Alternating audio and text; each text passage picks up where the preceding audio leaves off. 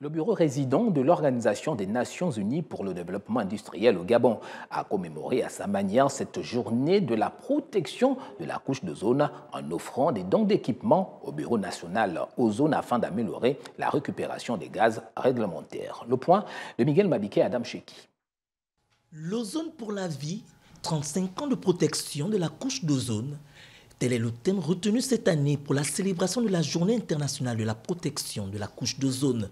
Une problématique qui interpelle les acteurs du froid, les entreprises importatrices de réfrigérants réglementés et tous les partenaires afin de se conformer aux exigences réglementaires en vigueur. Le Gabon est parmi les avant-gardistes pour cette lutte et on se regroupait aujourd'hui pour célébrer cela et pour la remise des équipements techniques pour renforcer le métier du froid.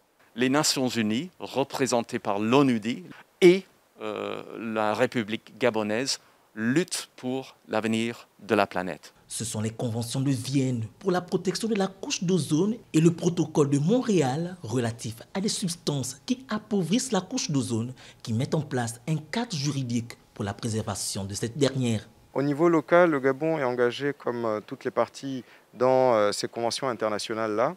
Et l'engagement qui est le nôtre est celui de réduire donc, la consommation des gaz qui appauvrissent la couche d'ozone.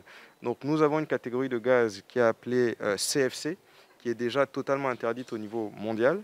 Et donc les importations au niveau national sont interdites. Et aujourd'hui, nous avons ce que nous appelons les HCFC, qui sont les alternatives, qui sont encadrées, qui sont régulées et pour lesquelles des mécanismes de récupération sont mis en place pour éviter qu'ils s'échappent donc, dans l'atmosphère. Rappelons qu'un bureau dénommé Bureau national d'ozone a été mis en place au Gabon pour assurer la mise en œuvre effective des conventions et protocoles ratifiés par le pays afin de faciliter la régénération de la couche d'ozone et d'atténuer ainsi les effets des changements climatiques. Gilles Christian Mangongo, point focal aux zones Gabon à la Direction générale de la protection de l'environnement et de la nature, revient sur les efforts consentis par le Gabon pour la préservation de la couche des zones. Écoutons. Au niveau national, nous avons un bilan plus que positif. Il y a des activités, il y a des démarches qui sont entreprises par le ministère en charge de l'environnement, notamment au niveau de la formation des frigoristes, qui doivent, d'une moindre mesure, avoir cette mainmise, cette maîtrise de comment réparer un équipement qui produit du froid.